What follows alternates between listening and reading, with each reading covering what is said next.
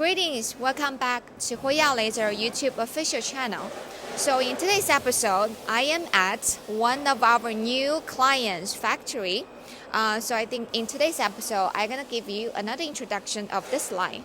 So about this line, the efficiency for this line is around 10 to 12 ppm, and which means it can generate 1.5 gigawatts hour per 1 year per one shift.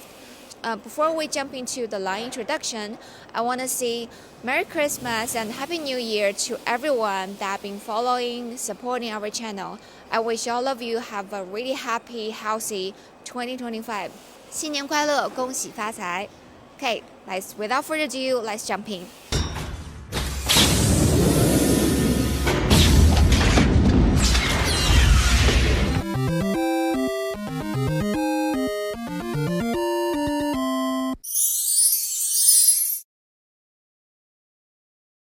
So for the first workstation, that will be cell automatic loading. We are using like a KUKA robo arm to grab 4 battery cells at one time and loading them onto this double speed chain. And after the cell onto this double speed chain, we have like QR code scanning. Will automatically scan each QR code of the battery cell.